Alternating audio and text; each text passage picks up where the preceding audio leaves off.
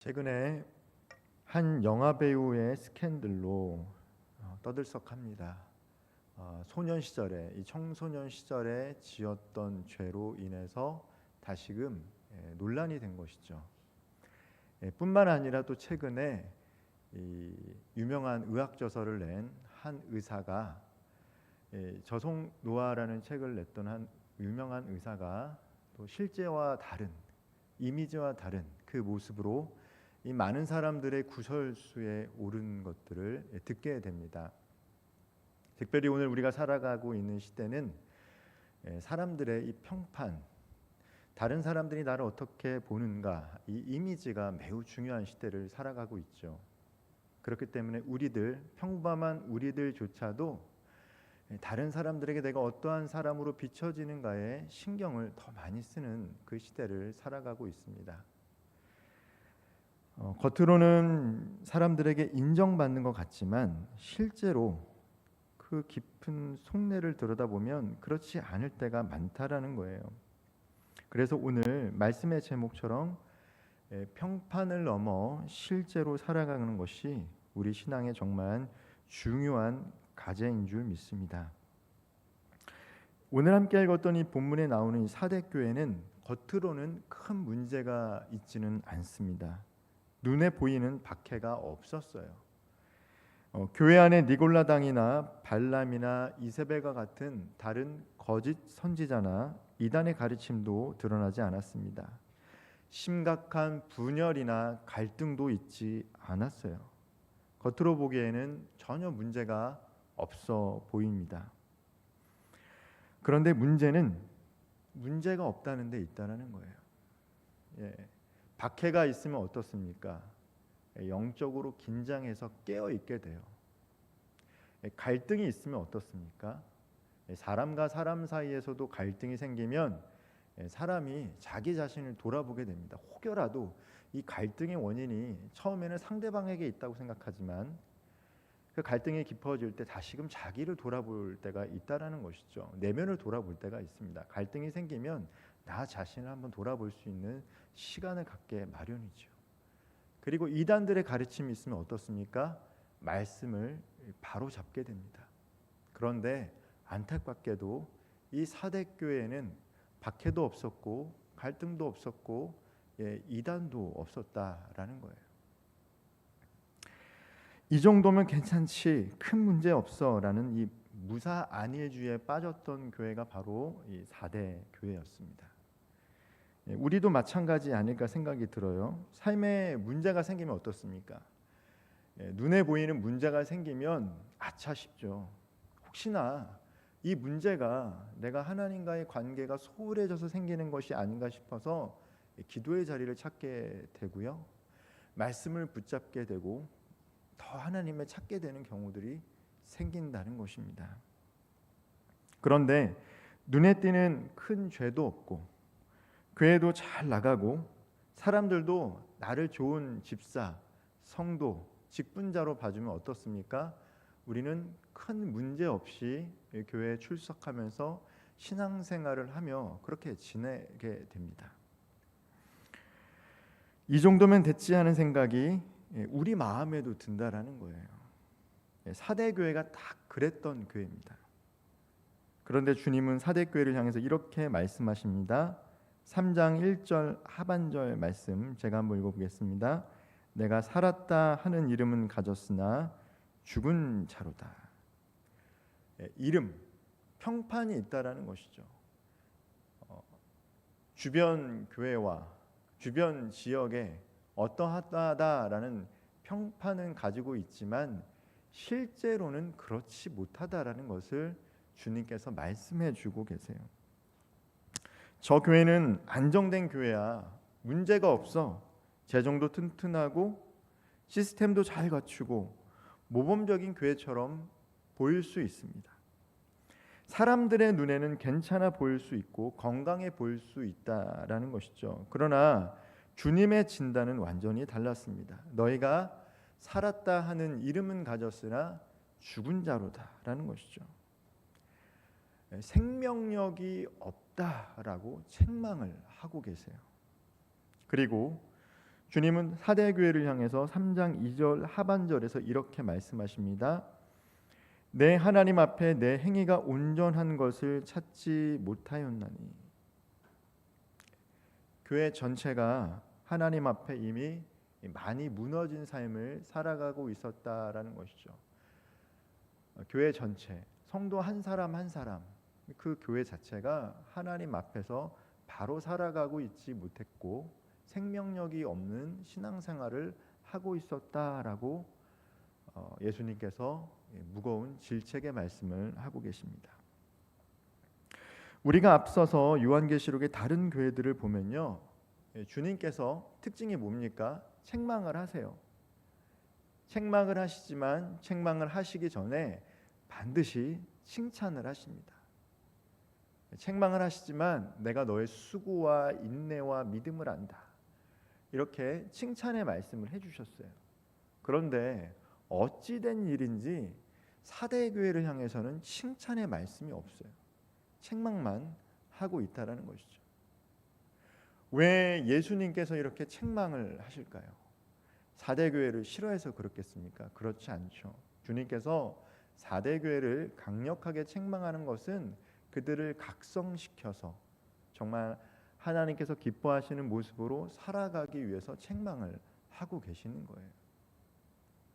가끔 하나님께서는 우리가 영적으로 살아나기를 원하신다라는 것이죠.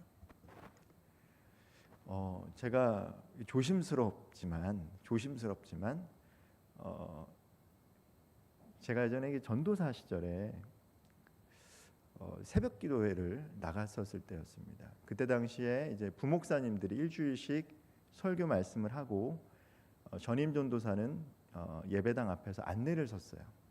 그리고 그 교회에는 새벽 기도회 성가대가 있었습니다. 성가대가 있었는데 어느 날 이 새벽 기도회 성가대가 마치고 성가대원들이 이제 각자 자리로 나와서 기도를 해야 되는데 어떤 한 성가대원 여성 한 분이 거기서 큰 소리로 기도를 하는 거예요. 안 보이던 분이 갑자기 나타났습니다.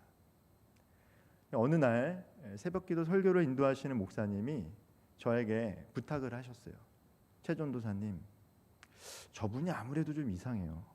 자리에 앉아서 기도할 때 혹시라도 설교를 방해하거나 문제를 일으킬 수 있으니 기도회를 방해할 수 있으니 뒤에 있어서 잘 예의주시해 주세요. 라고 이렇게 말씀을 하시더라고요. 그래서 이제 말씀을 다 전하고 각자 자리에서 기도를 하고 있는데 그 여자 성도분이 성가대에서 성가를 마치고 자리에 앉으셨어요. 그리고 제가 그 뒤에 갔습니다. 바로 뒤에 목사님이 이제 부탁을 했으니까 바로 뒤에서 이분이 어떻게 행동할지 모르니까 돌발적인 상황을 예측하지 못하니까 제가 뒤에 갔어요. 이분이 기도를 하는데 통성 기도를 하는데 듣기 매우 거북한 기도를 했습니다. 심지어 누구누구를 뭐 죽인다 이런 기도를 하니까 주변에 사람들이 없었고 매우 불안하죠. 사람들은 이제 정신이 나갔다라고 얘기를 했어요. 그런데 제 마음 한편에 궁휼한 마음이 들었어요.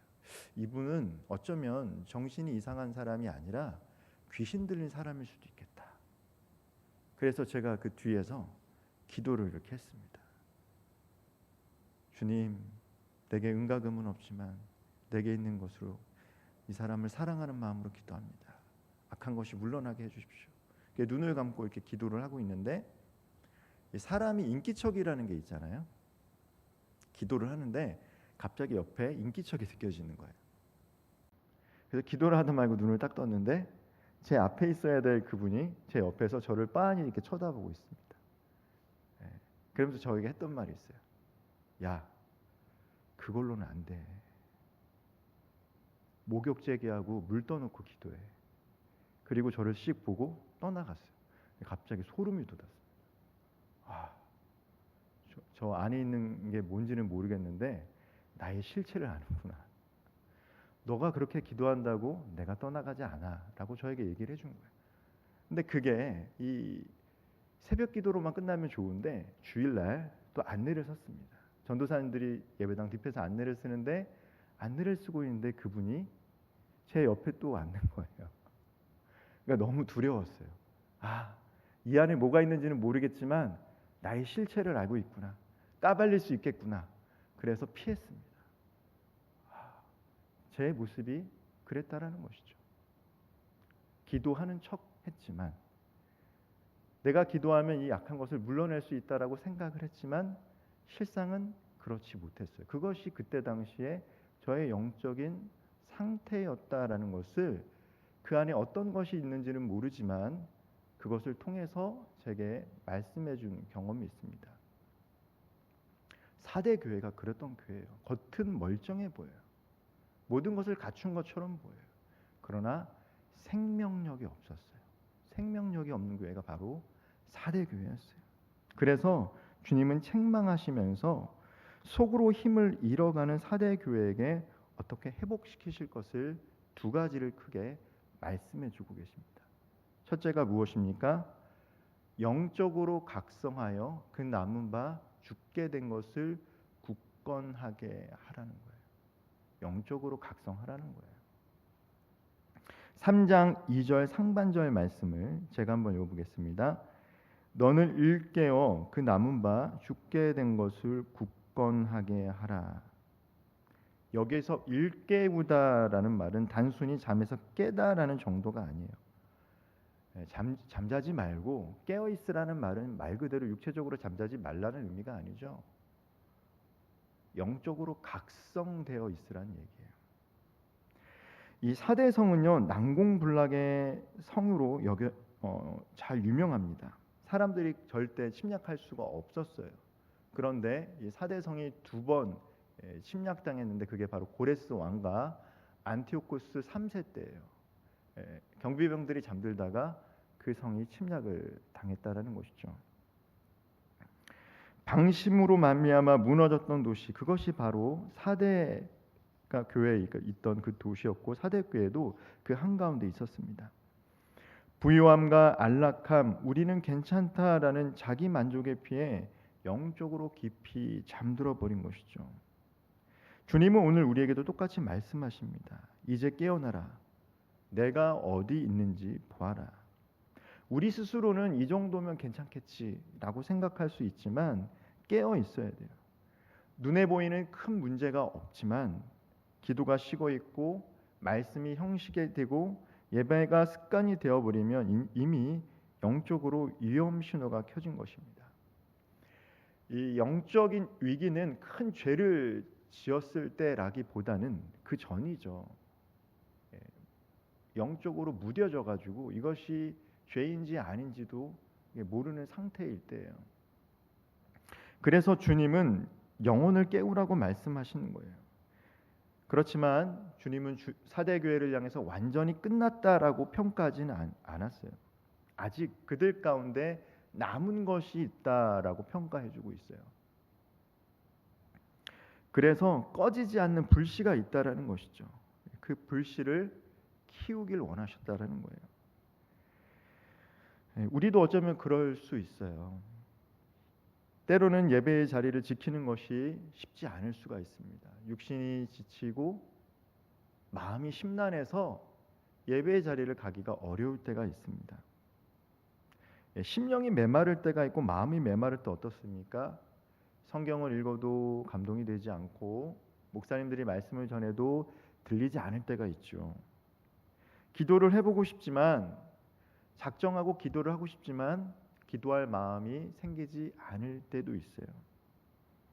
때로는 실망과 낙심 속에서 교회를 떠나고 싶을 때도 있습니다.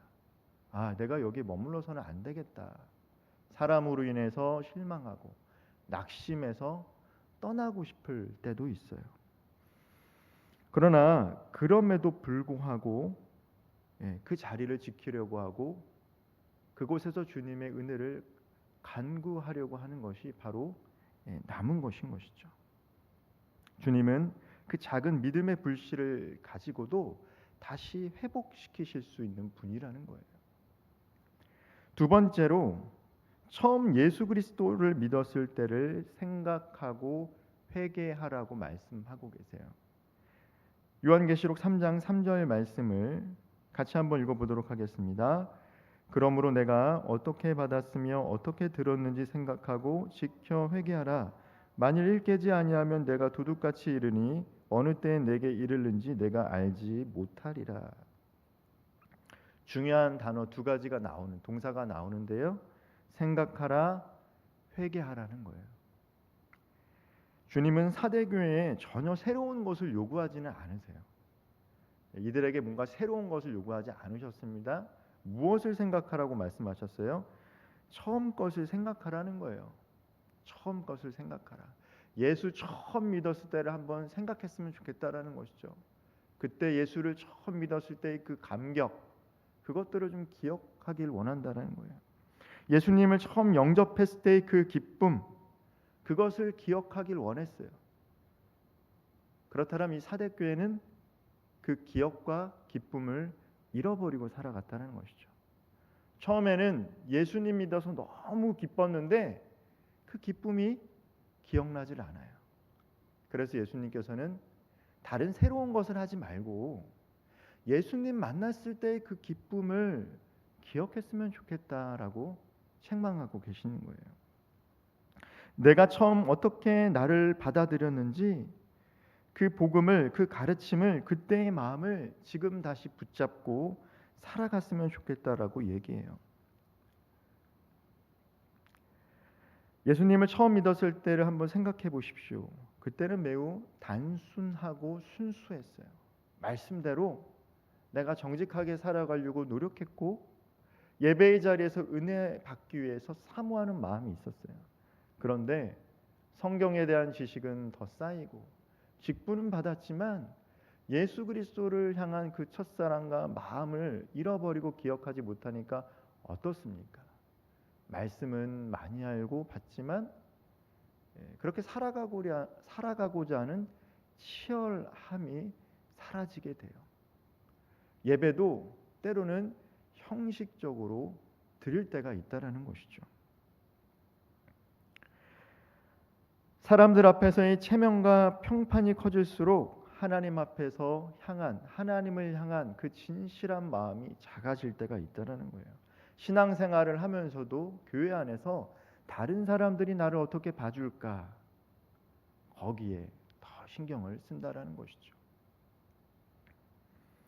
처음으로 돌아가라, 처음 사랑을 기억해라, 그 사랑을 다시 지키며 살아가라. 이 실제의 회복, 그것은 바로 처음 주님을 영접했던 그때 그 사건을 기억하는 것에부터 시작하는 것입니다.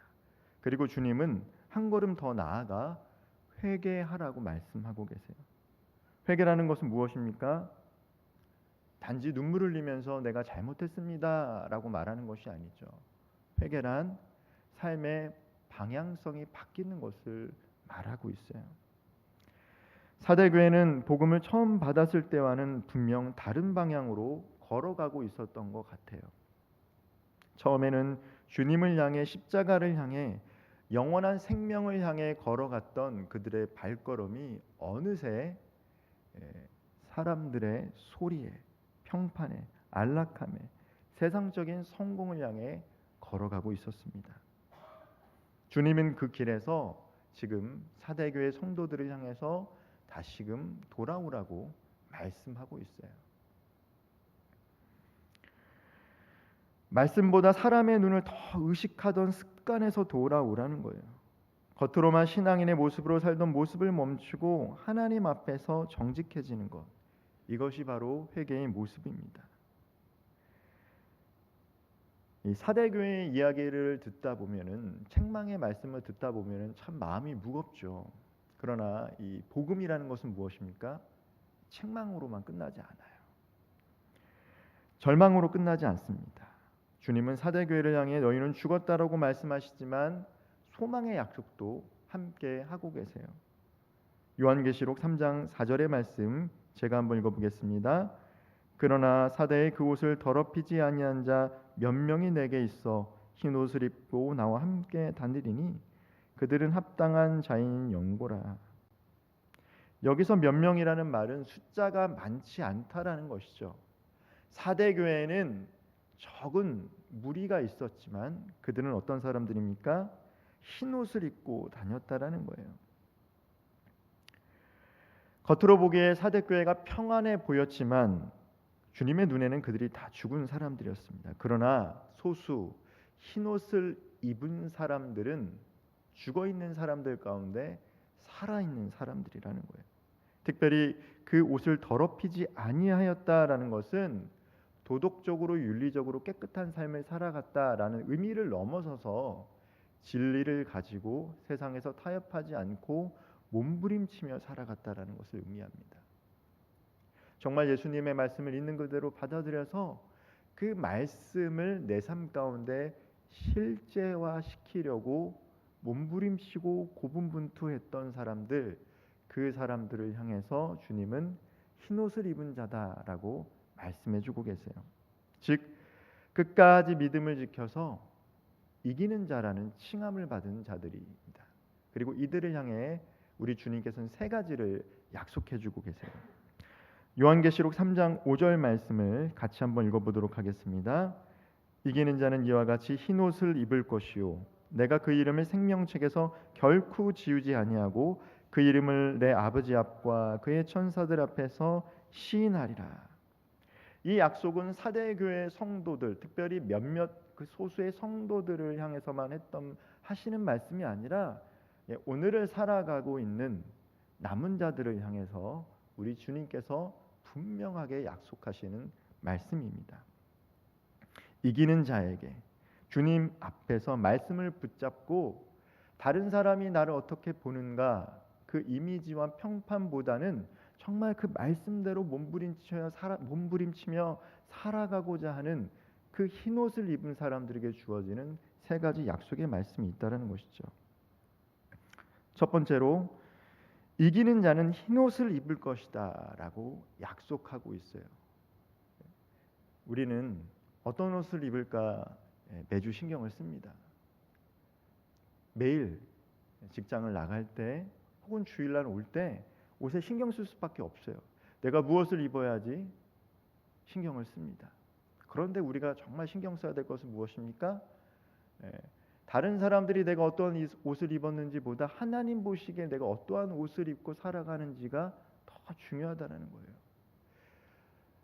예수 그리스도의 피로 흰옷을 입은 자, 그 흰옷을 입은 자는 정말 말씀을 붙잡고 고분분투했던 사대교회의 소수의 사람들이었고 이스라엘이 죄로 말미암아 멸망할 때도 선지자들을 통해서 남은 자들을 통해서 구원의 역사를 이뤄가겠다고 하는 사람들이에요.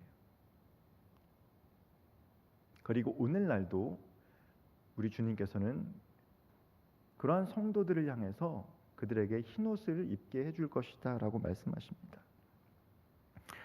세상에서는 평범한 옷을 입고 살아가도 주님 앞에서 흰옷을 입고 합당하게 살아가는 자가 복받은 자인 줄 믿으시길 바랍니다. 이 땅에서 좋은 옷, 명품, 브랜드 옷 입고 살아가면 참 좋죠. 그것도 누릴 수 있으면 누리면 좋습니다. 그러나 그것보다 더 좋은 것이 무엇입니까? 이 땅에서 말씀 붙들고 하나님 앞에서 충성되이 살아가서 하나님께서 그 사람 흰옷 입은 자로 봐주시는 삶이 더 행복하고 복된 삶이라는 거예요. 두 번째로 주님은 이기는 자의 이름을 생명책에서 지우지 않을 것이다 라고 약속하셨어요. 고대 도시에서는요 그 시민의 이름을 적는 명부가 있었어요. 태어나면 이름을 적고 죽으면 이름을 삭제하고 또 추방을 당하게 되면 도시에서 추방을 당하게 되면 이름을 삭제했습니다. 그런데 세상에서는요 이렇게 이름이 지어질 수도 있어요. 때로는 명성을 얻을 수도 있지만 그 명성도 오래 가지 않습니다. 서두에 앞서 이야기했지만 그 영화 배우도 유명한 저술을 통해서 인기를 얻던 그 의사도 그 명성이 지속되는 것이 아니라는 거예요. 우리가 열심히 노력하고 무엇인가를 쌓아서 평판이 좋아질 수도 있고 인정을 받을 수도 있지만 그 사람들의 평판과 인정은 유한하다는 것이죠.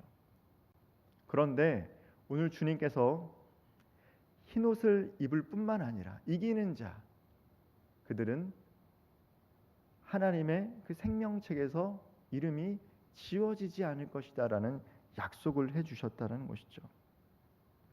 우리가 정말 붙잡아야 할 것은, 이 세상에서 붙잡아야 줄 것은 사람들이 인정해주는 그 명단에 드는 것이 아니라는 거예요. 내 이름이 저기에 있는가 없는가, 이거보다 더 중요한 게 뭐냐, 내 이름이 과연 생명책에 기록이 되어 있는가, 이게 더 중요한 것입니다.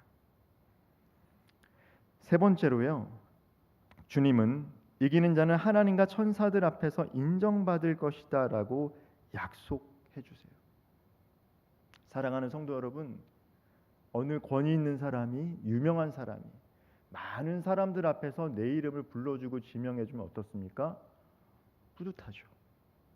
사람들이 나를 쳐다볼 거예요. 왜 저 사람이 저 사람을 지명했을까? 왜 불렀을까? 오늘 하나님께서 어떤 걸 약속하고 계십니까?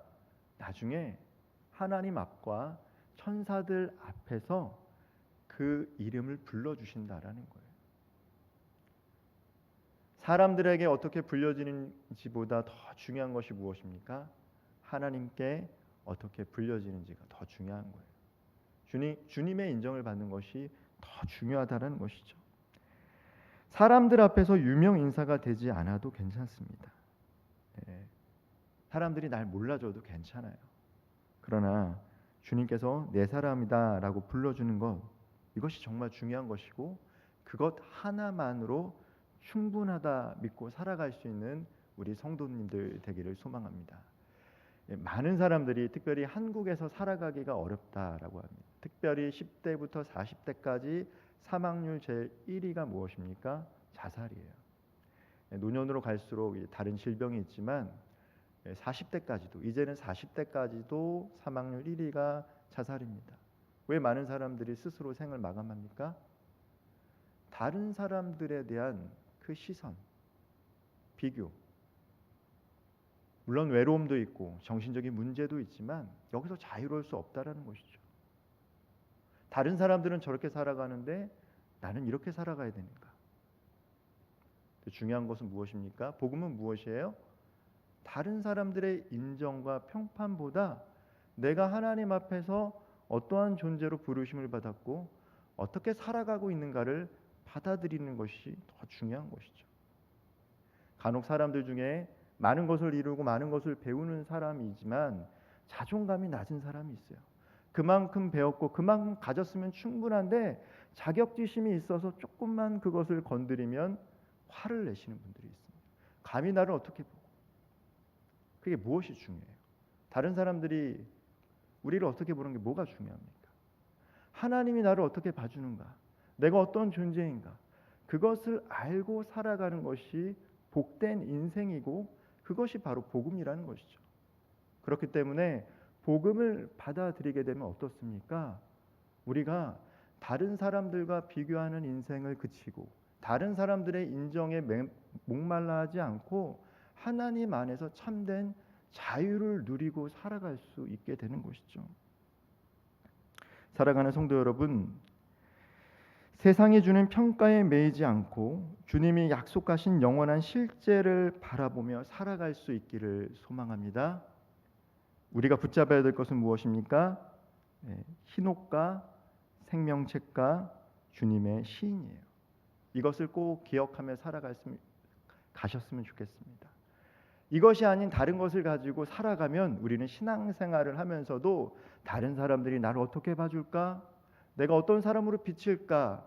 헛된 바람을 잡는 신앙생활을 하게 되고 헛된 것을 붙잡으며 살아가게 됩니다. 그러나 내가 하나님 앞에서 어떠한 존재죠? 아, 맞다. 나는 흰옷을 입은 사람이지. 나는 생명책에 기록된 사람이지. 내가 생을 마감하고 났을 때 하나님 앞에 섰을 때 하나님 앞과 천사들 앞에서 주님께서 내 이름을 기억해 주신다라고 약속하셨지. 우리가 이 사실을 기억하고 이 땅에서 삶을 살아간다라면 하나님께서 주시는 자유함과 평안을 온전히 누리며 살아갈 수 있게 될 줄 믿습니다. 사람들의 인정과 평판보다 하나님께 인정받을 수 있는 저와 우리 모든 성도님들 되기를 주님의 이름으로 축원드립니다. 기도하겠습니다.